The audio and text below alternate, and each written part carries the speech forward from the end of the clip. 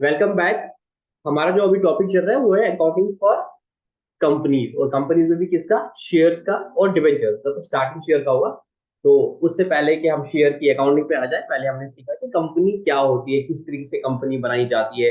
Private limited company, public company, 1% company, ये क्या होता है ये हमने पढ़ लिया। फिर हम आए थे शेयर्स पे। तो शेयर्स में हमने पढ़ा था कल कि दो तरह के शेयर होते हैं, एक प्रेफरेंस शेयर होते हैं और इक्विटी शेयर होते हैं। तो प्रेफरेंस शेयर में मैंने आपको बताया कि प्रेफरेंस शेयर्स को प्रेफरेंस मिलती है दो जगह पे। एक, डिविडेंड जो होगा, अगर प्रॉफिट्स होंगे फिर डिविडेंड देना होगा। सबसे पहले किनको डिविडेंड दिया जाएगा? प्रेफरेंस शेयर होल्डर को। उसके बाद इक्विटी शेयर होल्डर को। और जब कंपनी के पैसे लास्ट में, जब कंपनी बंद होगी और उसके एसेट्स बेच के पैसे दिए जाएंगे, तो शेयर होल्डर्स को जब पैसे देने की बात आएगी, सबसे पहले प्रेफरेंस को मिलेगी, प्रेफरेंस शेयर्स को। उसके बाद इक्विटी शेयर होल्डर्स को मिलेगा। बट उसके बाद मैंने आपको बताया कि इसके बावजूद भी सबसे अच्छा रहता है इक्विटी शेयर। क्यों? प्रेफरेंस शेयर्स को फिक्स्ड डिविडेंड मिलता है और इक्विटी शेयर्स को अनलिमिटेड डिविडेंड मिलता है। और प्रेफरेंस शेयर्स को उतना ही पैसा मिलेगा जितना उतना पैसा है, बाकी जितना भी सारा पैसा बचेगा वो रियल ओनर जो है कंपनी के, वो इक्विटी शेयर होल्डर थे। फिर हमने पढ़ा था टाइप्स ऑफ प्रेफरेंस शेयर। तो इसमें मैंने दो बताए थे कल आपको, एक क्यूमुलेटिव प्रेफरेंस शेयर और नॉन क्यूमुलेटिव प्रेफरेंस शेयर। तो कोई मुझे बता पाएगा क्या होता है क्यूमुलेटिव प्रेफरेंस शेयर? जल्दी बताओ।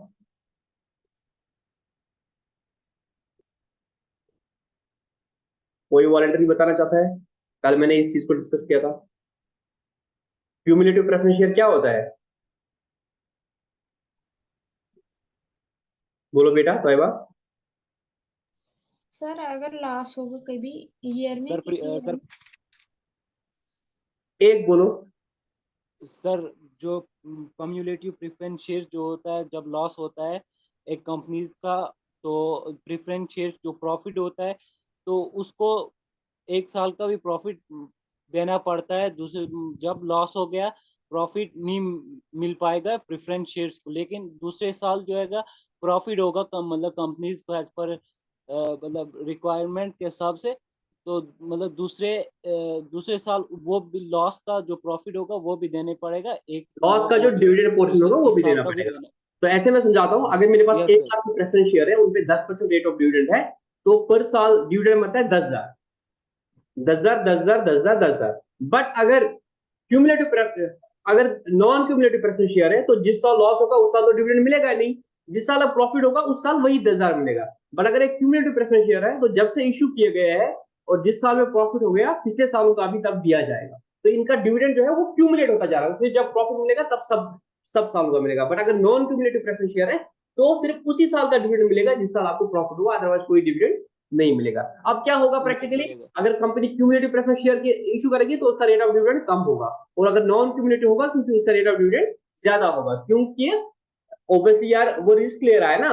क्यूमुलेटिव में तो वो रिस्क नहीं ले रहा है, उसको तो अपना डिविडेंड मिलेगा, तो यहाँ पे company rate of dividend rate कम देगी। बट जहाँ पे नॉन क्यूमुलेटिव होगा वहां पे डिविडेंड रेट ज्यादा होगा। अगर दोनों बराबर होंगे तो हर कोई बंदा तो चाहेगा क्यूमुलेटिव, उससे फिर कंपनी का नुकसान है। तो ये मतलब ऐसे इनकी रेट्स रखी जाती है ताकि विन विन सिचुएशन हर किसी के पास आएगी। तो ये दो तरह के डिविडेंड प्रेफरेंस शेयर थे, एक क्यूमुलेटिव प्रेफरेंस शेयर और नॉन क्यूमुलेटिव प्रेफरेंस शेयर। तो अगर ये बाइफरकेशन देखा हमने किस एंगल से देखा कि डिविडेंड क्यूमुलेट हो रहा है या नहीं हो रहा है। अगर डिविडेंड क्यूमुलेट हो रहा है मतलब अगले साल आपको फिर पिछले साल का भी डिविडेंड देना, अगर आप लास्ट ईयर नहीं दे पाए तो वो नेचर ऑफ डिविडेंड, वो प्रेफरेंस शेयर्स क्या जाता है, क्यूमुलेटिव। और अगर वो फीचर उसमें नहीं है तो वो नॉन क्यूमुलेट होता है। दूसरा टाइप होता है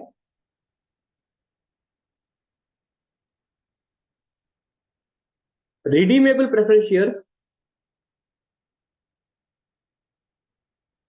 और चौथा होता है इसका उल्टा, irredeemable, irredeemable preference shares. Redeemable का मतलब क्या होता है? रिडीम का मतलब क्या होता है? रीपेमेंट। बहुत अच्छा, रिपेमेंट बोलो, पे बैक बोलो, जो भी बोलो, मतलब वापस करना, रिडीम करना। और किसी के बारे में हम इंग्लिश में बोलते हैं ही रिडीम्ड हिमसेल्फ, उसने आपको प्रूव कर दिया। उसके बाद अपनी एलिगेशन लगी थी, उसने आपने आपको प्रूव कर दिया कि नहीं वो एलिगेशन गलत है। तो रिडीम का मतलब बहुत सिंपली आपने बोला यहाँ पे रिपे करना मतलब। अब रिडीमेबल प्रेफरेंस शेयर क्या हो गया कि वो प्रेफरेंस शेयर जिसका पैसा कंपनी को बाद में वापस देना पड़ता है। इरिडीमेबल प्रेफरेंस शेयर का मतलब क्या होता है? जिसका पैसा कंपनी को बाद में वापस देना नहीं पड़ता है। वापस देना मतलब क्या होता है? जब आपने शेयर्स इशू कर लिए कंपनी ने, तो आपके शेयर होल्डर ने आपको पैसा दे दिया। अगर आपने 1 लाख के प्रेफरेंस शेयर इशू किए, यहाँ पे आपको बैंक में आया 1 लाख रुपया, और यहाँ पे आपका प्रेफरेंस शेयर कैपिटल है 1 लाख रुपया। ठीक है, इस तरह से आपकी बैलेंस शीट बनेगी। अब अगर ये रिडीमेबल प्रेफरेंस शेयर है, अगर ये रिडीमेबल प्रेफरेंस शेयर है, तो एक टाइम के बाद नॉर्मली हम क्या बोलते हैं कि यार शेयर मेरे पास है, मैं चाहूंगा कल को किसी और को दूंगा, बट कंपनी के पास तो 1 लाख रुपया रहेगा। फर्क कितना रहेगा, आज की डेट में वो लतीफ का है, कल की डेट में वो ताहिर का है। तो बट कंपनी नॉर्मली उनको वापस नहीं करती है शेयर को, पैसा कंपनी को उसे दे देगी जो वो कंपनी का मालिक है। पर प्रेफरेंस शेयर में ऐसा नहीं होता है। प्रेफरेंस शेयर में रिडीमेबल प्रेफरेंस शेयर होते हैं। उसका मतलब क्या होता है कि एक टाइम बाद, जो इसका पीरियड होगा, 10 साल होगा, 15 साल होगा, या 20 साल होगा, 20 साल बाद क्या करेगी कंपनी, इनको क्या करेगी, ये पैसे वापस देगी। ये कंपनी उसको ये पैसे वापस देगी। उस दिन एंट्री क्या हो जाएगी, उस दिन कंपनी इनको पैसा देगी, तो कंपनी करेगी टू बैंक, और प्रेफरेंस शेयर कैपिटल को डेबिट करेगी। Preference share capital account debit 1 lakh, to bank 1 lakh. तो 20 साल बाद ये प्रेफरेंस शेयर जहां से हट जाएंगे बैलेंस शीट से, ये होता है रिडीमेबल प्रेफरेंस शेयर। तो 20 साल तक क्या देगी कंपनी, कंपनी उनको डिविडेंड देगी, और 20 साल बाद कंपनी उनको अपना पैसा वापस दे देगी। समझ आई बात? इसका मतलब होता है ये redeemable preference share. Irredeemable preference share का मतलब क्या होता है कि भाई अगर आपने 1 लाख रुपया दे दिया कंपनी को, ये आपको कभी वापस कंपनी नहीं देगी, ये आपको कंपनी वापस नहीं देगी। हर साल आपको डिविडेंड मिलेगा, हर साल आपको डिविडेंड मिलेगा, बट ये पैसा आपको कंपनी वापस नहीं देगी। आप चाहो तो अपने शेयर किसी और को दे सकते हो, बट कंपनी आपको इसका पैसा नहीं देगी। बट अब कंपनीज एक्ट के बारे में बोलते हैं। कंपनीज एक्ट में लिखा है कि कोई भी company irredeemable preference share issue नहीं कर सकती है। तो मतलब प्रैक्टिकली आज की डेट में इरिडीमेबल प्रेफरेंस शेयर नाम की कोई चीज हो ही नहीं सकती है। जितने भी प्रेफरेंस शेयर कंपनी इशू करेगी, they have to be redeemable preference share, they have to be redeemable preference share. और मैक्सिमम पीरियड जो रखा है कंपनीज एक्ट ने, सेक्शन 55 ने, वो है 20 ईयर्स। मतलब आज की डेट में अगर कंपनी प्रेफरेंस शेयर इशू करना चाहती है, तो उसका रिडीमेबल जो पीरियड होगा वो मैक्सिमम 20 साल होगा। 20 साल के अंदर उसको रिडीम करना ही करना है। समझ आई बात? समझ आई बात? नहीं आ रही समझ? रिडीमेबल प्रेफरेंस शेयर आपको समझ आया?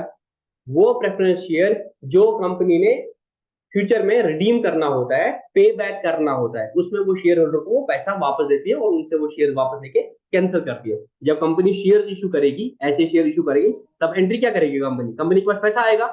जब इशू करेगी कंपनी शेयर्स, तो एंट्री क्या करेगी, कंपनी के पास पैसा आएगा, bank account debit 1 lakh to preference share capital. ठीक है, हर साल कंपनी क्या देगी, इसके अगेंस्ट में डिविडेंड देगी। जब जब डिविडेंड देगी तो एंट्री क्या करेगी, dividend account debit to bank 10,000। और लास्ट में जिस दिन ये रिडीम करेगी इस शेयर को, उस दिन एंट्री क्या हो जाएगी, उस दिन कंपनी पैसा देगी तो टू बैंक हो जाएगा, कंपनी पैसा देगी टू बैंक हो जाएगा 1 लाख, और डेबिट क्या हो जाएगा, प्रेफरेंस शेयर कैपिटल डेबिट हो जाएगा, ये खत्म हो जाएगा। ये होते रिडीमेबल प्रेफरेंस शेयर्स। और कंपनी एक्ट क्या बोलते हैं, कोई भी कंपनी आज की डेट में इरिडीमेबल प्रेफरेंस शेयर इशू नहीं कर सकती। मतलब उन्हें प्रेफरेंस शेयर इशू किए, they have to be redeemed, and maximum time is 20 years. तो 20 साल में वो क्या करेगी, डिविडेंड देगी, जितना उसपे रेट ऑफ डिविडेंड होगा। समझ आया आपको? जवाब सर दियो। आप सर आप बोल रहे हैं ना कि मतलब कंपनी को वापस देना है, मतलब कंपनी बंद नहीं होगी तभी देना है वापस? हाँ, इशू रिडीम प्रेफरेंस शेयर आपको इशू करके ऐसे ही इशू करने कि आपको कुछ टाइम बाद इनको रिडीम करना है, पे बैक करना है। So just like credit. हाँ, sir creditors. Just like debenture, just like loan. हाँ हाँ सर, ऐसा फर्क को समझो, फर्क को समझो। तुमने एक गल बोला था, शायद तुमने ही बोला था कि सर ये तो लाइबिलिटी होती है basically. Preference share is nothing but a liability, because you have to pay it back. आप इरिडेमेबल इशू कर नहीं सकते हो, इनको आपने कभी ना कभी वापस देना है, फिक्स रेट ऑफ डिविडेंड देना है। ठीक है, तो कंपनी जो है वो इशू करती है वो। अब देखो मैं आपको बताता हूँ, ये शेयर इशू क्यों करती है कंपनी, सिंपल सी बात है। चाहे इक्विटी शेयर हो, प्रेफरेंस शेयर हो, या डिबेंचर हो। डिबेंचर में आगे आगे समझा दूंगा क्या होता है, but the point is company को चाहिए भाई पैसे, कंपनी को चाहिए पैसे। बैलेंस शीट दिमाग में लाओ। सर नहीं कर पाए तो डिसऑनेस्टी की वजह से तब क्या करेंगे? मेरी बात सुनो, मैं आपका जवाब लूंगा, आप क्वेश्चन को प्लीज नोट कर लो, ठीक है ना? देखो बैलेंस शीट में दो तरह के होते हैं। यहां पे हम बोलते हैं लाइबिलिटीज प्लस कैपिटल, यहां पे हम लिखते हैं अमाउंट, और यहां पे लिखते हैं एसेट, यहां पे लिखते हैं अमाउंट। टिपिकल बैलेंस शीट ऐसे बनती है। हम्म इसको मैं बोलता हूं सोर्सेज ऑफ फंड्स। क्या बोलता हूं? Source of funds. Sources of fund. इसको मैं बोलता हूं एप्लीकेशन ऑफ फंड। क्या बोलता हूं? Application of fund.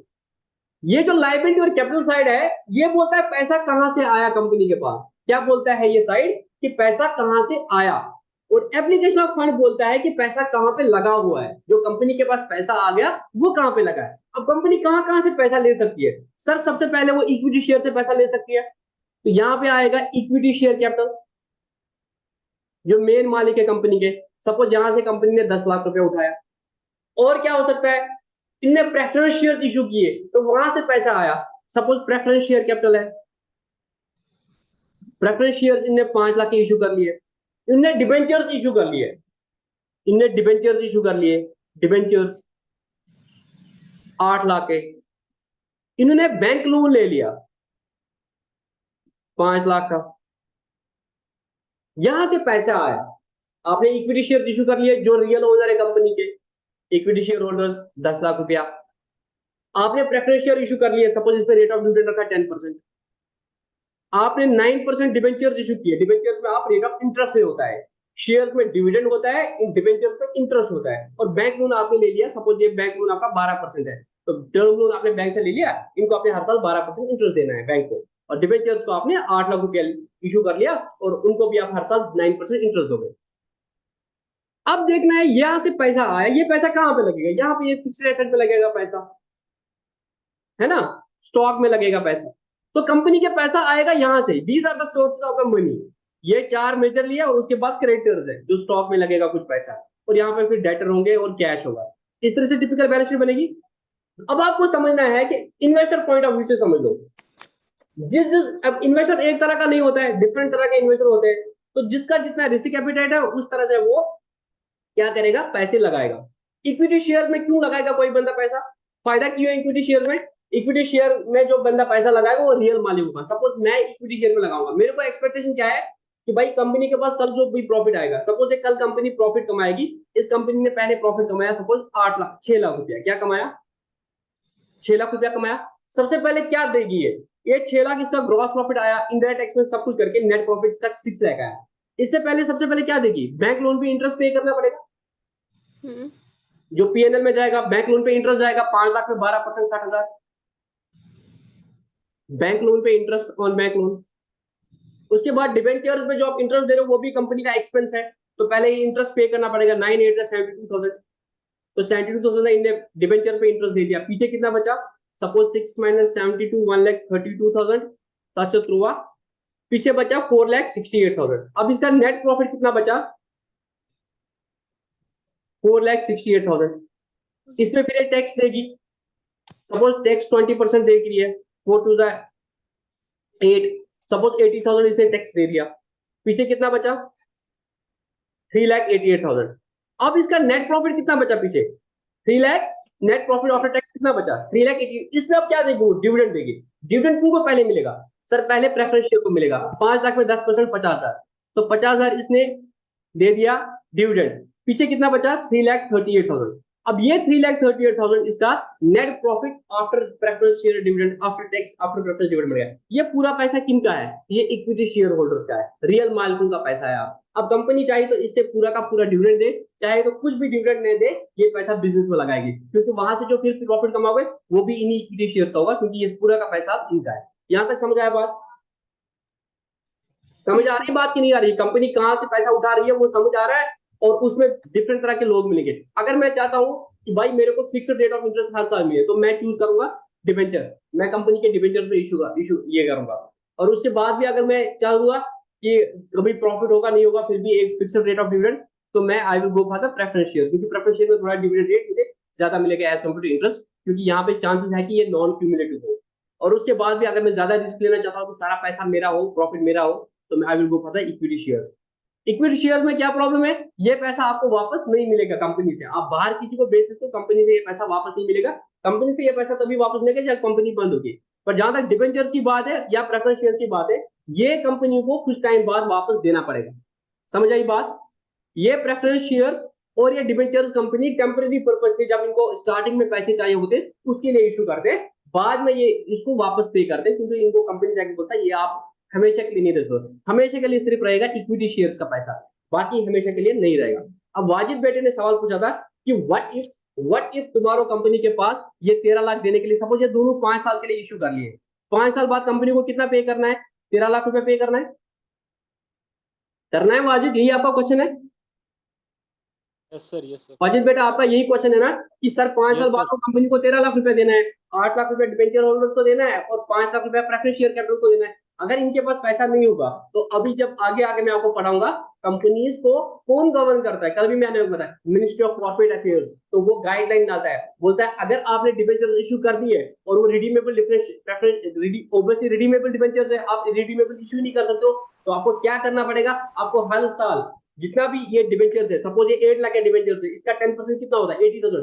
तो हर साल आप एटलीस्ट 80,000 पैसा जो है प्रॉफिट से कम करके डिबेंचर रिडेम्पशन रिजर्व में डाल दो, ताकि जब आपको रिडीम करना पड़ेगा उस वक्त तक आपको इतने पैसे हो कि आप डिबेंचर्स को पे कर पाओ। सिमिलरली अगर आपको प्रेफरेंस शेयर कैपिटल जो है रिडीमेबल प्रेफरेंस शेयर्स है, तो अब हर साल उसका जितना भी होगा, अगर 5 साल है तो 1/5 करके हर साल उतना पैसा 1 लाख रुपया कैपिटल रिडेम्पशन रिजर्व अकाउंट में डाल दो, और वहां से फिर वो लास्ट 5 साल के बाद उस प्रॉफिट को आप निकाल सकते हो, और उस वहां से जो पैसा बचा हुआ उसको निकाल के फिर आप प्रेफरेंस शेयर को पे सकते हो। तो कंपनीज एक्ट जो आपका कंसर्न हो गया, इन्वेस्टर का कंसर्न हो गया, ये कंपनीज एक्ट का भी कंसर्न है, ये मिनिस्ट्री का भी कंसर्न है, मिनिस्टर ऑफ कॉर्पोरेट अफेयर्स का भी कंसर्न है। तो उन्होंने कंपनीज को बोला प्रेफरेंस शेयर इशू करना चाहते हो कर लो, कोई दिक्कत नहीं है, बट हर साल अपने प्रॉफिट में से कुछ पैसा उठा के कैपिटल रिडेम्पशन रिजर्व में डालो। डिबेंचर इशू करना चाहते हो कोई दिक्कत नहीं है, बट हर साल कुछ पैसा प्रॉफिट से उठा के डिबेंचर रिडेम्पशन रिजर्व अकाउंट में डाल दो, और डाल के इतना पैसा जमा होना चाहिए कि जिस साल आपको पे करना है आपके पास कितने पैसे हो। समझ आई बात? जल्दी ऐसे बना सर, समझ आ गया? बन्यू सर आओ समझ आवाज तो ना बोल। आओ Excuse चलो me, sir. जहरान खुद को Excuse me, sir. I have a question. जी बताइए। Sir, is dividend treated as charge or appropriation? Dividend is an appropriation to the profit. अगर आपने अभी मेरा ये देखा होगा, क्योंकि वो मुझे आगे फाइनेंशियल स्टेटमेंट एनालिसिस में वो सारा समझा दूंगा आपको, पर यहाँ पर अगर आपने देखा मैंने डिबेंचर इंटरेस्ट को और बैंक लोन पे जो इंटरेस्ट था, ये बैंक लोन का इंटरेस्ट था और डिबेंचर का इंटरेस्ट था, ये मैंने पीएनएल में डाला। तो मैंने बोला आपको नेट प्रॉफिट बिफोर टैक्स जो मेरा था वो इतना था 4,68,000, उसके बाद मैंने टैक्स डाला 80,000, तो मैंने बोला नेट प्रॉफिट आफ्टर टैक्स मेरा 388, यहाँ तक आपका पीएनएल बनता है। उसके बाद जब मैंने प्रेफरेंस डिविडेंड दिया, this is appropriation of the profit, this is not an expense, इसको आपको टैक्स का बेनिफिट नहीं मिलता है। देखो इंटरेस्ट को आपको टैक्स का बेनिफिट मिला कि आप इसको एक्सपेंस ट्रीट कर पाओगे, बट टैक्स आपने किस पे दिया? इस पे दे दिया ना, net profit before dividend pay, उस पे आपने टैक्स दे दिया। तो this is not an expense, ये आपको कंपनीज एक्ट भी अलाउ नहीं करता है, इनकम टैक्स भी अलाउ नहीं करता। This is not an expense, this is appropriation to the profit. ठीक है, और कोई doubt? Sir but cumulative preference share holders जो होते हैं उन्हें तो लॉस के केस में भी प्रॉफिट्स मिलते हैं ना, dividend. Yes but still that's not an expense. वो आपने एक फीचर उनको दे दिया कि आपको जिस साल प्रॉफिट, क्योंकि again the point is you will be giving them the dividend only in the year in which you have the profit. You will be giving them the cumulative profit, cumulative dividend, but only in the year जिसमें आपको profit होगा, और profit भी उतना surplus होगा कि पिछले साल का देते रहोगे। But the fact is that you are consider them as a share holder only, and that is not an appropriation, that is not an expense, that's not a charge, that's again an appropriation only, irrespective of the fact कि आप उनको उस साल दोगे जिस साल आपका profit होगा, प्रॉफिट से दोगे। द इंपॉर्टेंट थिंग इज आप उसको प्रॉफिट से दे रहे हो, समझ लो। क्यूमुलेटिव प्रेफरेंस शेयर होल्डर को भी जब आप पैसा देते हो बेटा, कब देते हो? जब आपको प्रॉफिट होगा। सपोज ईयर, मैंने कल क्या शायद अपने कल का वो नहीं देखा था, ये देखो कल मैंने एग्जांपल दिखाई थी इसकी। ईयर 22 में आपका लॉस था बट डिविडेंड बन रहा था 10,000, कोई दिक्कत नहीं, आप नहीं दे पा रहे हो, आपका प्रॉफिट नहीं है। 23 में भी आपको लॉस था तो आप नहीं दे रहे हो। 23 में आपको प्रॉफिट नहीं था, मतलब नो प्रॉफिट नो लॉस था, नहीं दिया। 24 में फिर आपका प्रॉफिट एटलीस्ट 40,000 होना चाहिए। अगर प्रॉफिट 40,000 है तब जाके आप चारों साल का मिला के 40,000 डिविडेंड दोगे, इक्विटी शेयर को कुछ नहीं दोगे। Again see the thing, you are giving it from the profit only ना, you are considering as appropriation. वो एक फीचर है कि क्यूमुलेटिव बेस पे मिलेगा, बट ऐसा नहीं है कि जब प्रॉफिट अगर कभी नहीं होगा तो कभी नहीं मिलेगा। द पॉइंट इज जिस साल प्रॉफिट होगा उसी साल मिलेगा, बट सारे सालों का मिलेगा। बट उस साल भी अगर इनएडिक्वेट प्रॉफिट होगा तो उतना ही मिलेगा up to the level of the profit. The point is it is an appropriation of the profit irrespective of the fact whether this is cumulative, irrespective of the fact whether it is non cumulative। ठीक है, और भी कोई doubt है? No sir, thank you. हो गया clear? Yes sir. Logically clear हो गया कि कल भूल जाओगे? नहीं नहीं, लॉजिकली।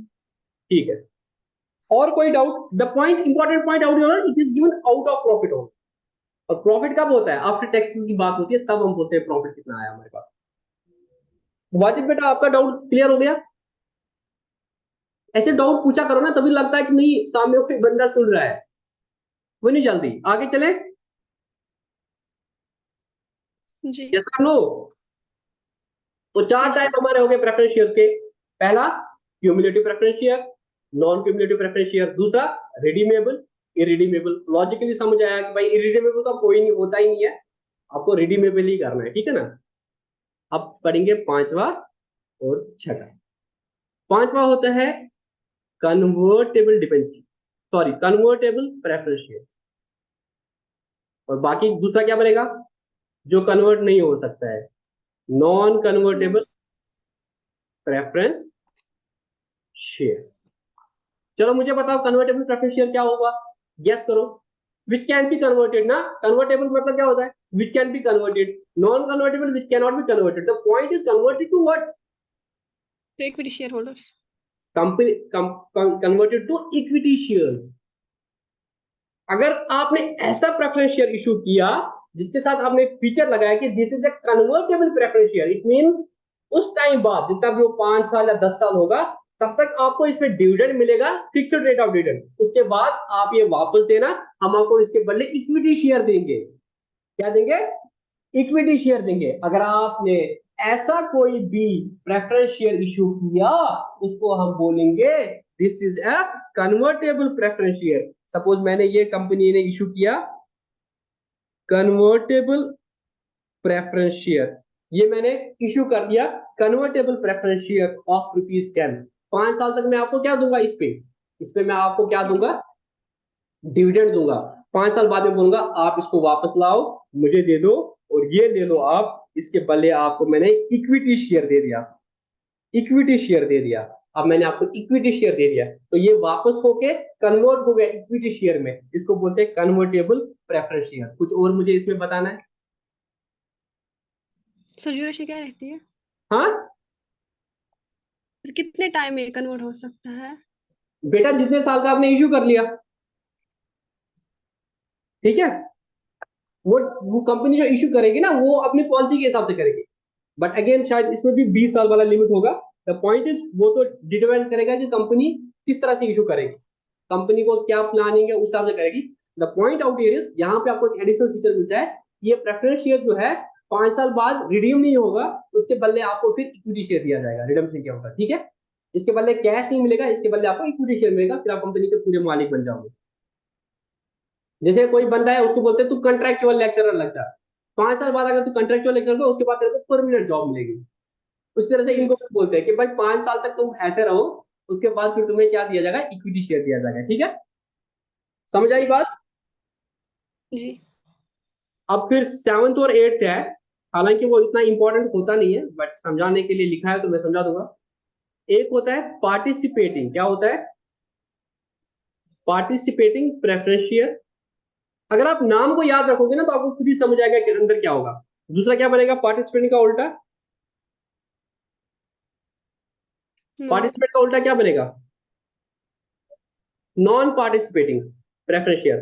पार्टिसिपेटिंग का मतलब क्या है? वो पार्टिसिपेट कर रहा है। नॉन पार्टिसिपेटिंग का मतलब क्या है? वो पार्टिसिपेट नहीं कर रहा है। द क्वेश्चन इज किस पे पार्टिसिपेट नहीं कर रहा होगा? कोई डांस कंपटीशन है जिसमें पार्टिसिपेट कर रहा होगा, कोई क्रिकेट मैच है जिसमें पार्टिसिपेट कर रहा होगा। भाई यहाँ ना पैसों की बात हो रही है, गाली पैसा मिल रहा है, कहीं मिल रहा है, क्या मिल रहा है? भाई क्या मिलता है शेयर होल्डर को? सर शेयर होल्डर को या तो मिलता है डिविडेंड या तो मिलता है प्रॉफिट का हिस्सा। अभी तक जो हमने पढ़ा था प्रेफरेंस शेयर को तो सर दो ही चीजें मिल रही है, एक तो इनको डिविडेंड मिल रहा है हर साल, वो भी अगर क्यूमुलेटिव होगा तो एक्यूमुलेटिव में मिलेगा, नहीं तो जिस साल प्रॉफिट होगा उसी साल का मिलेगा। और दूसरा, इनको जब कंपनी बंद होगी ना तो कंपनी के पैसे जब बांटने होंगे तो प्रेफरेंस शेयर को मिलेगा। या उसके बाद हमने पढ़ा था कि भाई प्रेफरेंस शेयर जो होते हैं वो रिडीमेबल होते हैं, तो 5 साल 10 साल जितना भी लिमिट होगा उसके बाद इनको अपने पैसे लेके खलास हो जाएंगे, बच्चे पीछे इक्विटी शेयर। पर यहाँ पे हम बोल रहे हैं कि ये पार्टिसिपेट कर रहे हैं, आप किस में पार्टिसिपेट कर सकते हैं, बचा क्या है पीछे? सर बचा है कि जब प्रेफरेंस शेयर को डिविडेंड देते हैं उसके बाद जो पैसा बचा होता है वो इक्विटी शेयर को देते हैं। तो इट मींस अगर कोई सरप्लस पैसा बचा हुआ है इक्विटी शेयर होल्डर को डिविडेंड देने के बाद भी अगर आपको कुछ पैसा बचेगा, तो हो सकता है कि ऐसे कोई शेयर्स होंगे प्रेफरेंस शेयर जिनको एक राइट दिया होगा, पार्टिसिपेटिंग राइट, कि अगर हमारे पास सरप्लस प्रॉफिट हो गया उसमें भी आपको कुछ मिलेगा। या दूसरा कब हो सकता है, जब कंपनी बंद होगी तो एसेट्स में से पैसा देना है, तो अगर पार्टिसिपेटिंग प्रेफरेंस शेयर है तो हो सकता है इनको कुछ ऐसा राइट हो कि जब आपका पैसा है 1 लाख रुपया वो तो मिलेगा ही मिलेगा, उसके बाद इक्विटी शेयर को पैसा मिलेगा, उसके बाद भी अगर कुछ बचा तो आपको मिलेगा। तो पार्टिसिपेटिंग प्रेफरेंस शेयर क्या होते हैं, इनको अगेन 2 एडिशनल राइट मिलते हैं जो इनको नॉर्मल मिलते ही मिलते हैं कि भाई डिविडेंड फिक्स मिलता है और जब एसेट्स ऑफ द कंपनी है वहां पे अपना हिस्सा मिलता है। बट इनको अगर कोई सरप्लस प्रॉफिट हो गया या सरप्लस एसेट बच गया डिविडेंड इक्विटी शेयर को देने के बाद भी कुछ बचा, हो सकता है इनको भी बोलेंगे कुछ परसेंटेज आपको दे देंगे कि सरप्लस जितना भी बचा उसमें से 80% इक्विटी शेयर को देंगे, 10-20% आपको दे देंगे, अगर ऐसा कुछ होगा। और अगर कोई प्रेफरेंस शेयर में ये राइट फीचर नहीं है तो उसको बोलते हैं non participating. For exam point of view, for practical point of view, please we have to consider every preference share as non-participating preference share unless otherwise specifically it is mentioned कि ये participating preference share है। समझ आया participating preference share क्या होता है कि मैं दोबारा समझा दूं? आपको प्रॉफिट आया, उस पर टैक्स दे दिया, प्रॉफिट आफ्टर टैक्स बचा, प्रॉफिट आफ्टर टैक्स से लेस क्या करते हो, प्रेफरेंस डिविडेंड देते हो जो सपोज 10% है, तो क्या बचा, profit after tax and profit after tax and preference dividend. उसके बाद आप इक्विटी शेयर होल्डर्स को डिविडेंड दोगे, उसके बाद भी अगर कुछ पैसा बचा और आपने पार्टिसिपेटिंग शेयर इशू कर लिए तो इनको फिर इसमें से भी कुछ percentage of the dividend additional to this dividend मिलेगा। अगर ऐसा कोई आपने इशू कर लिया डॉक्यूमेंट उसको बोलेंगे पार्टिसिपेटिंग प्रेफरेंस शेयर। या आपने इनको बोला कि जब कंपनी बंद हो जाएगी उस वक्त अगर हमारे पास लास्ट में सरप्लस एसेट बचे उसको भी आपको कुछ मिलेगा ओवर एंड अबव जो आपका इनिशियल इन्वेस्टमेंट 1 लाख है, उसको बोलते हैं पार्टिसिपेटिंग प्रेफरेंस शेयर। इसमें अब क्या होता है, इसमें रेट ऑफ डिविडेंड कम होता है, ठीक है ना, क्योंकि आप एडिशनल फीचर उनमें देते हो, एडिशनल कोई लालच देते हो। समझ आया बात कि नहीं आया समझ? यस सर, आई समझ। जी सर। तो ये था प्रेफरेंस शेयर्स में 8 टाइप, जल्दी जल्दी रिकॉल करेंगे। प्रेफरेंस शेयर्स में सबसे पहले हम देखेंगे क्या हो सकता है, क्यूमुलेटिव हो सकता है, नॉन क्यूमुलेटिव हो सकता है, रिडीमेबल हो सकता है, इरिडीमेबल हो सकता है, कन्वर्टेबल हो सकता है, नॉन कन्वर्टेबल हो सकता है, पार्टिसिपेटिंग हो सकता है, नॉन पार्टिसिपेटिंग हो सकता है, ठीक है।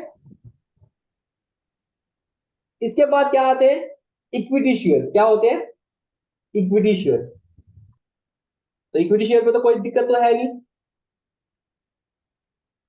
भाई, जो प्रेफरेंस शेयर नहीं है वो इक्विटी शेयर है जो बाकी मतलब मेजरली जो रियलिटी में ओनर ऑफ द कंपनी होते हैं वो इक्विटी शेयर्स होते हैं, ठीक है ना। तो इसमें भी और ज्यादा डेप्थ में नहीं जाना है। शेयर, स्वेट इक्विटी शेयर और स्टॉक जो है इसमें मैं बाद में बात करूंगा, इसमें हमें अभी जाने की जरूरत नहीं है, ठीक है ना। पहले जो मेन इंपॉर्टेंट है उस पर जाएंगे हम। अब हम पढ़ेंगे issue of share. Issue of share जो हमारा मेन टॉपिक है। जब कंपनी इशू शेयर करती है तो वो क्या करती है, इसमें क्या होता है जो आपको बहुत इंपॉर्टेंट समझना है।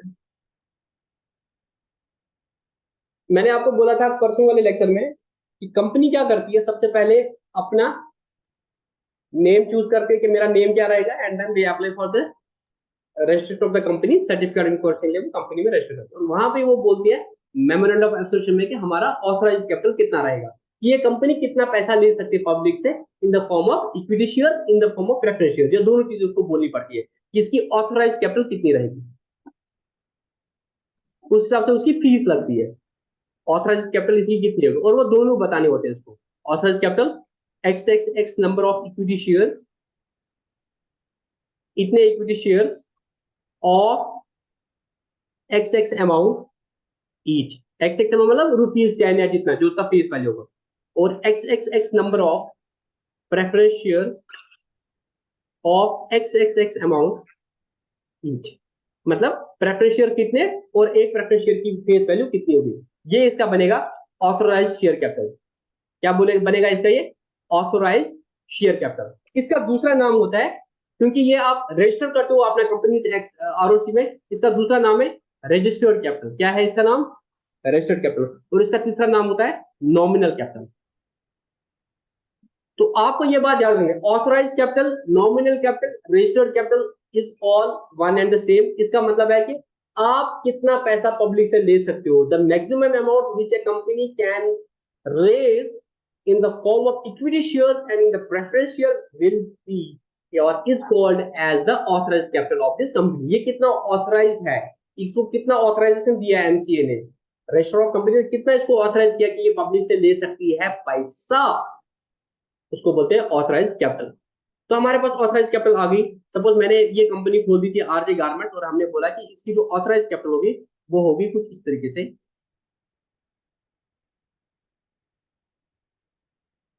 और में गए हो?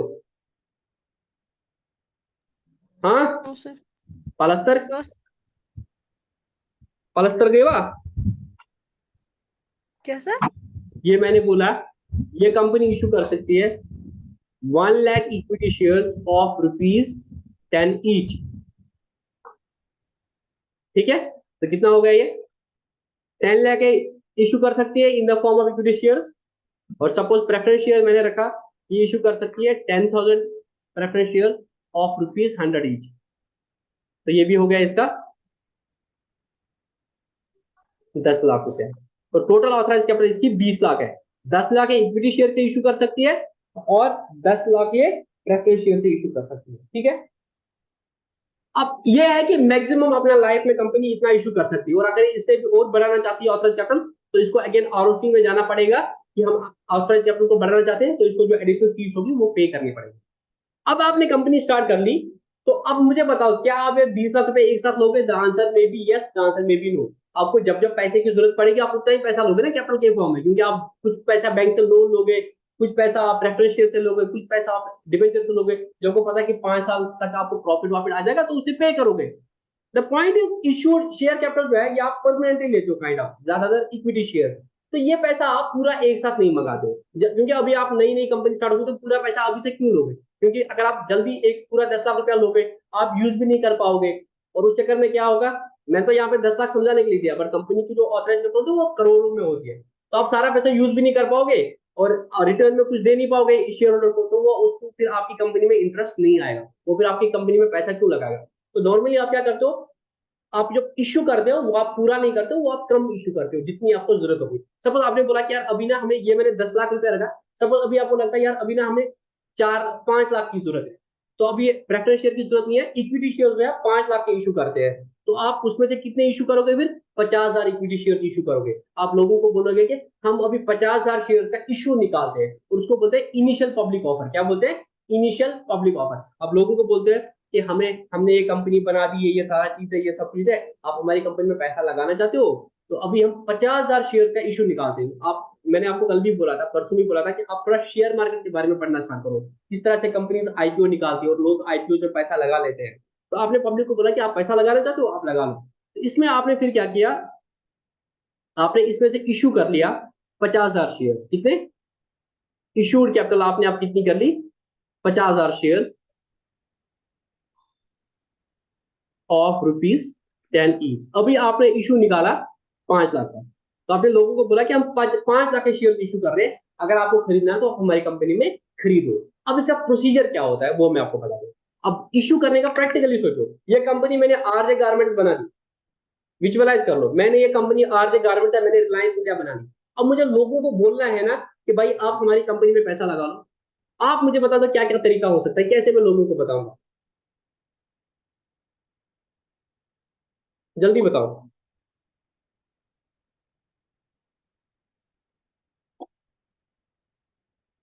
जल्दी बताओ। पता नहीं है, मैं बताऊं? बुई बना तो क्वेश्चन के अंदर नो सर। क्या आपकी आवाज नहीं आ रही है? बोलो। देखो, एक एक चीज है कंपनीज एक्ट में जो आपको बहुत ख्याल रखना पड़ेगा।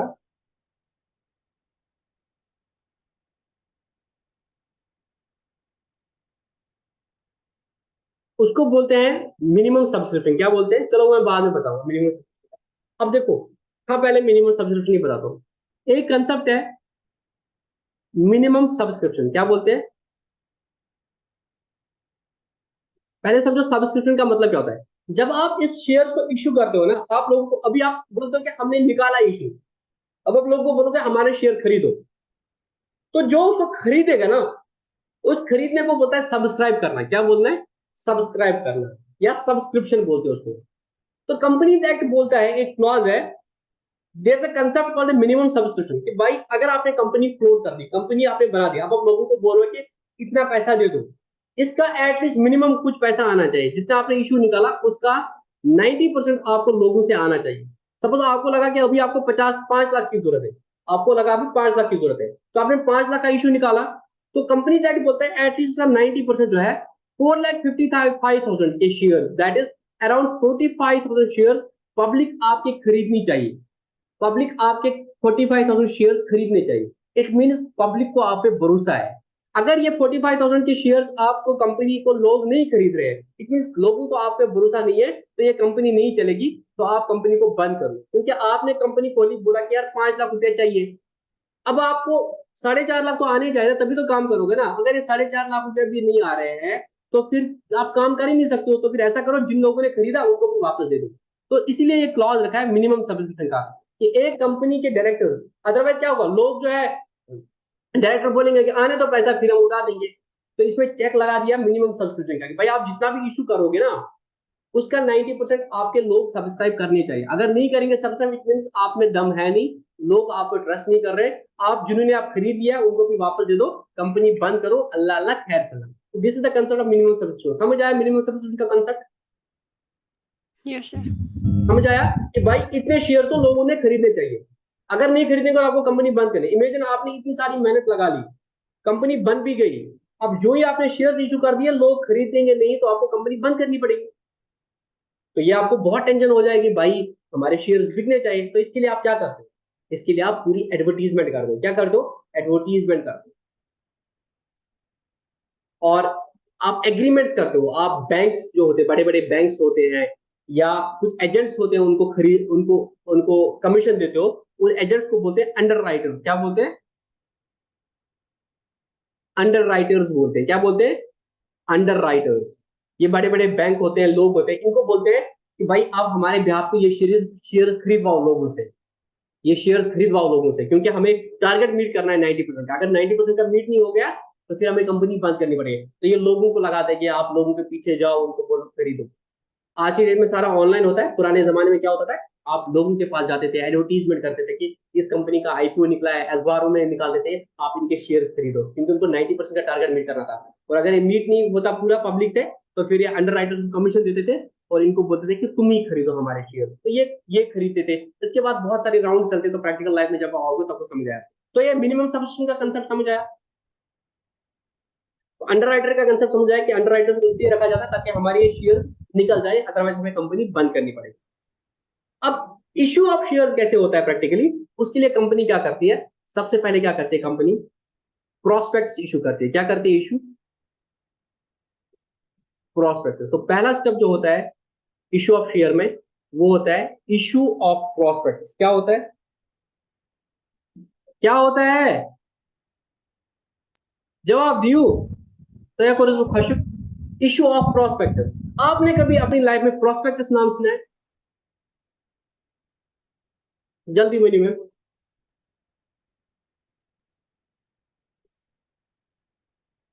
तो यस जल्दी सर। बोलूं। यस सर, सुना है ना। कहाँ सुना है प्रोस्पेक्टस नाम आपने? बिजनेस स्टडीज के कंपनी चैप्टर में। हम्म, बिजनेस स्टडी 11th। क्या होता है प्रोस्पेक्टस? जिसे हम इनविटेशन देते हैं पब्लिक को कि हमारे शेयर सब्सक्राइब करो। अच्छा, उसके बगैर, कंपनी के बगैर आपने कभी प्रोस्पेक्टस सुना है?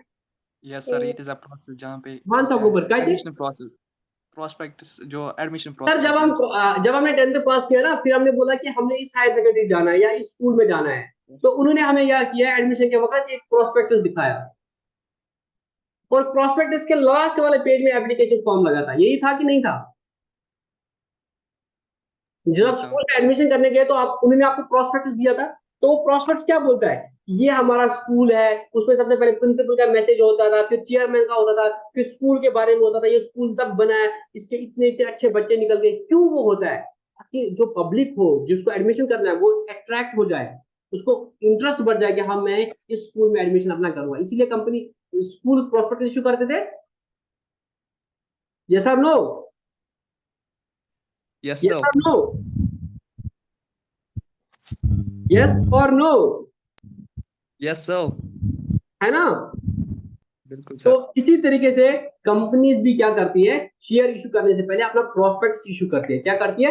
प्रोस्पेक्ट्स इशू करती है, ताकि लोग पढ़े, अच्छा बाटा इंडिया लिमिटेड अपना आईपीओ लेके आ रही है, बाटा लिमिटेड या जोमेटो, आपने सुना था रिसेंटली जोमेटो ने अपना आईपीओ लाया, पेटीएम ने अपना आईपीओ लाया, तो उससे पहले क्या लाते हैं, प्रोस्पेक्ट्स लाते हैं, उसमें दिखाते हैं कि हम हमारी इतनी अच्छी कंपनी है, ये है देखो हमारा इतना प्रॉफिट है, ये है वो सब है। क्योंकि आईपीओ आज की डेट में ऐसा नहीं होता, पहले ये अपने जो सब्सक्राइबर होते हैं, मुकेश अंबानी, ये सारे लोग ही लगाते ना, फिर जब उनको पब्लिक से पैसा उठाना पड़ता है, पहले तो ये खुद ही पैसा लगाते हैं, जब इनने सब्सक्राइब किया तो कुछ कुछ शेयर है तभी सब्सक्राइब करते हैं, और जब इनको फिर मोटा पैसा चाहिए होता है तब ये पब्लिक को इशू करते हैं, इसको आईपीओ बोलते हैं। कुछ पैसा ये खुद ही ले लेते हैं स्टार्ट में और उससे काम कर लेते हैं, और पब्लिक में ये बाद में आ जाते हैं नॉर्मली आज की डेट में।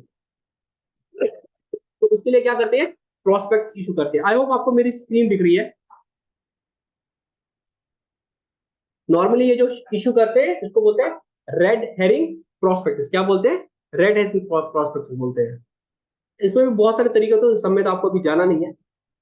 I try to check a practical prospectus of let me check one company, Paytm.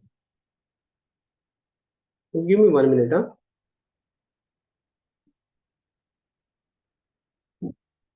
ये देखो, ये 2020 की मैसेज है। Paytm, Paytm formerly known as 197 communication will raise 8300 crore from public funding. तो ये शेयर्स इशू करेगी कितने, 8300 करोड़ के। और इसमें लिए इन्होंने क्या किया था, रेड हेरिंग प्रॉस्पेक्ट जो है वो इशू इन्होंने डाल दिया था। एक्चुअली इनकी वेबसाइट पे भी वो मिल जाता। ये देखो, जब इसने अपना आईपीओ निकाला ना पेटीएम ने, ये देखो कंपनी का प्रॉस्पेक्ट्स, ये देखो दिख रहा है, प्रॉस्पेक्टस दिख रहा है 197 कम्युनिकेशन का, पेटीएम का प्रॉस्पेक्टस दिख रहा है आपको? बोल दो ईमान। Yes sir. ये देखो, जब इन्होंने शेयर इशू करने थे ना, कंपनी ने, जब पेटीएम ने पैसा लेना लेना था, पेटीएम का ओनर का नाम बोल सकता है कोई? पेटीएम जो यूज करा, Yes, sir. पे थ्रू फोन, पेटीएम, इसकी कंपनी का नाम क्या है पीछे, 197 कम्युनिकेशन लिमिटेड। इसका जो जिसने कंसेप्ट लाया था, जो मेन प्रमोटर इसका है, उसका नाम क्या है, विजय शेखर। क्या नाम है?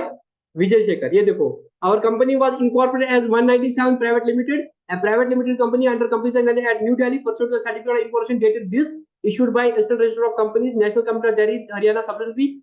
फिर इन्होंने बोला कि अपना पहले इन्होंने प्राइवेट लिमिटेड कंपनी स्टार्ट की थी, फिर इनको लगा कि नहीं हमें लोगों से भी पैसा जरूरत पड़ेगी, तो इन्होंने क्या किया, प्राइवेट कंपनी को चेंज कर लिया पब्लिक कंपनी में, और उसमें लिए क्या किया इन्होंने, 5 मेंबर और ऐड किए होंगे, 7 मेंबर मिनिमम बने होंगे, फिर इन्हें नाम रखा 197 कम्युनिकेशन लिमिटेड। तो यहाँ से आपको एक चीज और भी समझ आएगी कि प्राइवेट लिमिटेड कंपनी अगर होगी उसके नाम में आएगा प्राइवेट लिमिटेड बीच में। तो आप अगर जितनी भी कंपनीज देखोगे इर्द गिर्द में, अगर उसके बीच में प्राइवेट लिमिटेड का आ गया तो इट मीन वो प्राइवेट कंपनी है, और अगर उसमें प्राइवेट नहीं आया इट मीन वो पब्लिक कंपनी है, तो उसमें पब्लिक का पैसा लग सकता है या लगा हुआ होगा।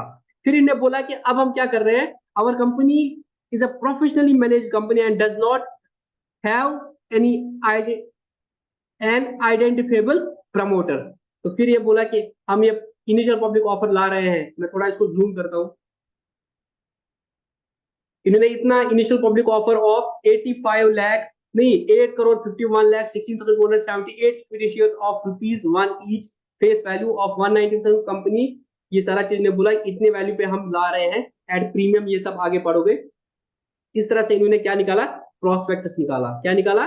प्रोस्पेक्टस निकाला कि आप हमारी कंपनी में लगाना चाहते हो, तो अगर किसी को पढ़ना है तो मैं इसको ग्रुप में भेज दूंगा, आप पढ़ लेना। ये बोल रहा है कंपनी के बारे में, डेफिनेशंस क्या है, यहाँ पे क्या हो जाएगी, स्टॉक का मतलब क्या है, ये सारा चीज इन्होंने प्रोस्पेक्टस में बोल दिया। ठीक है, इस तरह से अपना प्रोस्पेक्ट्स बोलते हैं। फिर ये अपना अंदर अंदर भी बोलते हैं फॉरवर्ड। हम हमें लोगों को वो करना है ना कि भाई आप कंपनी में लगा लो, तो ये बोलेंगे हम किस तरह चाहते हैं फ्यूचर में हम वन पेटीएम कितनी बड़ी कंपनी बनेगी। बिकॉज आपको अट्रैक्ट करने के लिए इनको दिखाना पड़ेगा कि हम कितनी बड़े बनने वाले हैं, तो आपकी इन्वेस्टमेंट कितनी अच्छी होने वाली है। जब आप जमीन कहीं खरीदोगे तो वो दुकानदार आप वो खरीदने बेचने वाला आपको क्या बोलेगा, इट्स अ जिप प्लॉट यथार्थी क्यों यथाशी या हाईवे नियर नून। तो वो आपको अट्रैक्ट करेगा ना, दिखाने के कि आपको ये इन्वेस्टमेंट अच्छी रहेगी। इस तरह से ये प्रॉस्पेक्टस जो करते हैं ये दिखाने के लिए कि भाई इससे आपको कितना फायदा होगा हमारी कंपनी में इन्वेस्ट करने से, इसको प्रॉस्पेक्ट्स बोलते हैं। और यहाँ पे बाकी डिटेल भी देते हैं कि अभी हमारे शेयर होल्डर कौन है और बहुत सारी चीजें इन्हें बोलते हैं ना। जैसे विजय शेखर इनका मेन शेयर होल्डर है, इसके पास कितने 9% शेयर इसके पास है। एसएएफ कंपनी के पास कितने हैं, ये सब लोगों के पास इतने इतने शेयर आज की डेट में है। अब ये पब्लिक को बोल रहे हैं कि आप हमारी कंपनी में इन्वेस्ट कर लो। तो पहला स्टेप जो आया वो क्या था कि आप क्या करते हो, प्रोस्पेक्ट इशू करते हो, और उस प्रोस्पेक्ट के साथ आप लास्ट में क्या करते हो, एक एप्लीकेशन फॉर्म रखते हो। और जो इसमें इशू करना चाहता है वो क्या करता है, फिर इन शेयर्स में अप्लाई करता है। क्या करता है, एप्लीकेशन ऑफ शेयर्स। क्या करता है, एप्लीकेशन ऑफ शेयर्स। तो आपने ये प्रोस्पेक्ट इशू कर दिए, जो भी बंदा खरीदना चाहता है वो लास्ट में फॉर्म फिल भर के जो भी एप्लीकेशन में मनी देना होता है वो आपको दे देगा। नॉर्मली अगर face value of the share 10 rupees है तो आप ये 10 रुपीज एक साथ नहीं मंगाते हो। आपने बोला कि हम एक 50,000 शेयर इशू कर रहे हैं ₹10 के, जिसका पेमेंट आपको करना पड़ेगा, ये 10 रुपये आपको एक साथ नहीं करना पड़ेगा।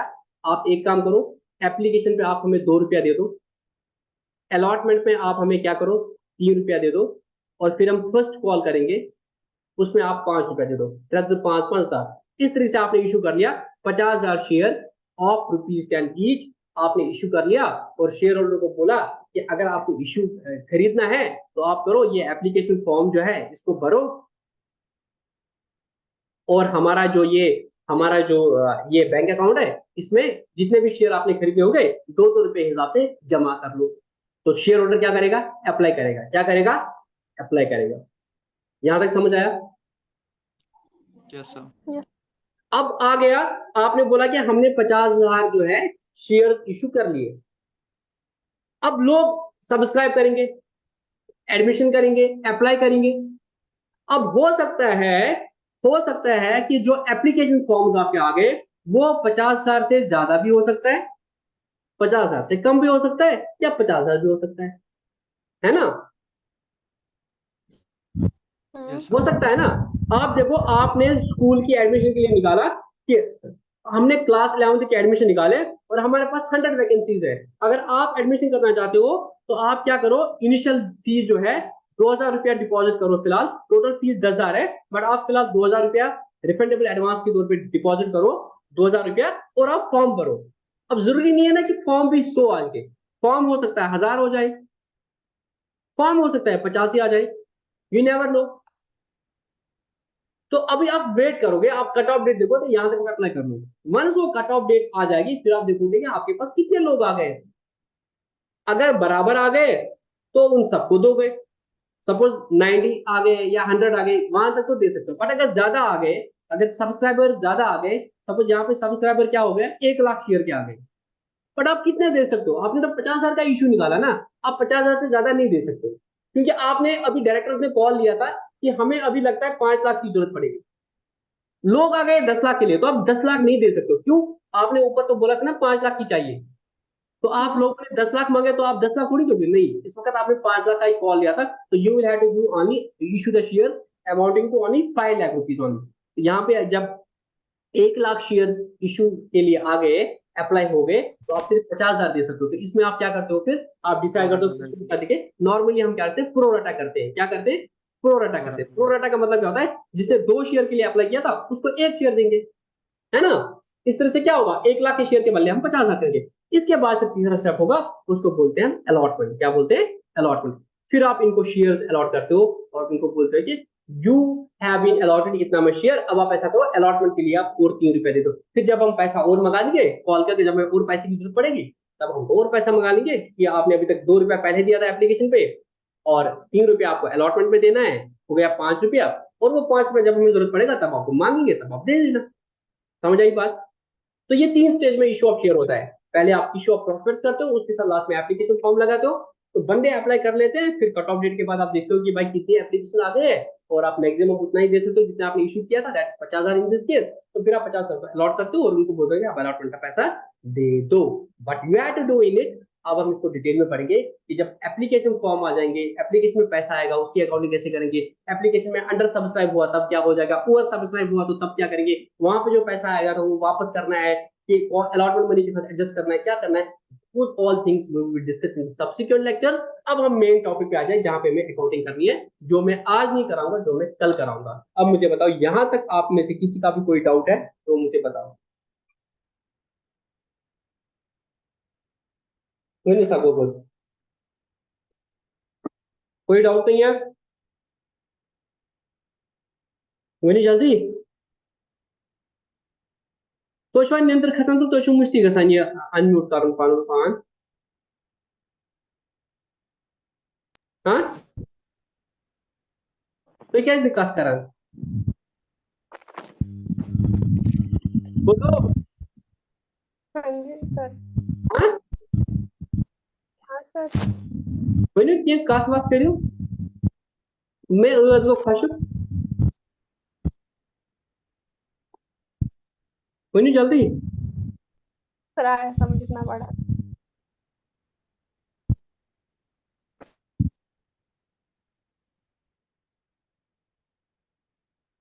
ये देखो आज की डेट में इंडिया में कौन कौन सी कंपनी है जिन्होंने आईपीओ निकाला है, ठीक है। ये देखो 2022 का दिखा रहा है,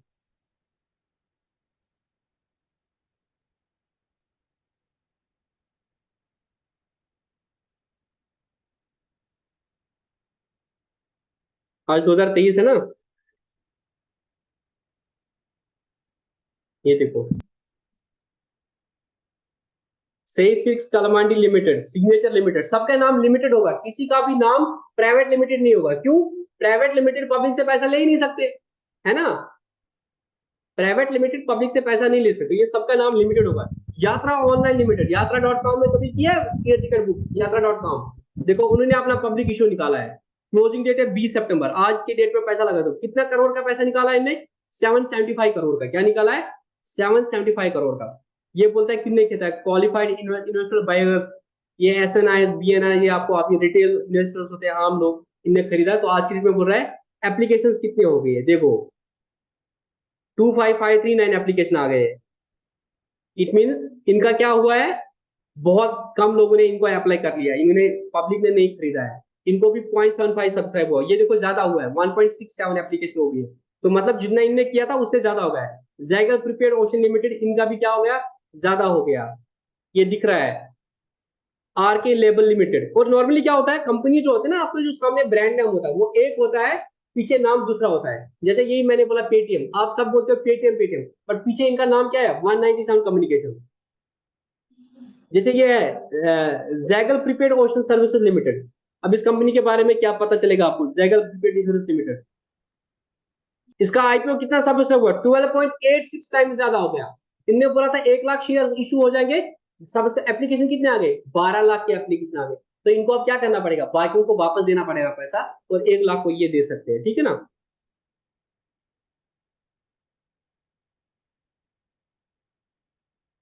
ये है क्या कंपनी जेगल, वो भी मिल जाएगा आपको यहाँ से।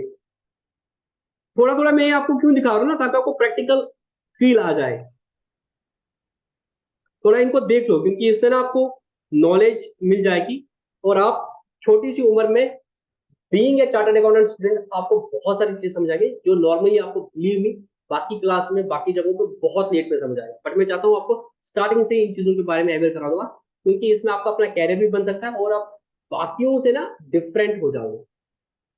सुबह में एक रील देख रहा था तो उसमें एक बहुत बड़ी बात उसने बोली थी, तो वो बोलते हैं ना कंपटीशन बहुत है, तो वो ना 3 बजे दौड़ने निकला था, और वो यही बात बोल रहा था कि भाई कहाँ है कंपटीशन,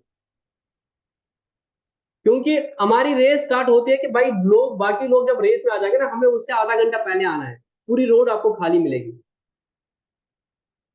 जब तक लोग जागेंगे उठेंगे तब तक आपने मंजिल आधी कवर की होगी, तो आप तो रेस जीतोगे ही ना। That applies with your academics also. बाकी बच्चे सब 80% 70% मेहनत करते हैं, आपको 90% मेहनत करनी है, उनसे पहले थोड़ा मेहनत करनी होगी, तो आप रेस में ऑलरेडी आ गए। बहुत कम डिफरेंस आता है, मतलब कम एडजस्टमेंट करनी होती है और बहुत ज्यादा रिजल्ट आता है। सब लोग इतनी मेहनत करनी है, आपको क्या करनी है, पहले से थोड़ी और मेहनत करनी है, और वो आखिर दम तक थक जाते हैं, आपको उसके बाद पूरा और स्ट्रेच करना है अपने आप को। 70-80% एफर्ट हर कोई लगाता है, 50-60% एफर्ट हर कोई बंदा लगाता है, पर जो टॉपर होता है वो क्या करता है, वो एक्स्ट्रा 10% लगाता है। तो आपको भी वो एक्स्ट्रा 10% लगाना है, ठीक है। तो मैं सेशन को क्लोज करूं अभी। चलो मिलते हैं कल के क्लास में, तब तक के लिए गुड नाइट, अल्लाह हाफिज। किसी को डाउट तो नहीं है ना, पता भी एम डाउट तो नहीं है ना किसी को कोई। चलो फिर, हाँ, गुड नाइट, अल्लाह हाफिज।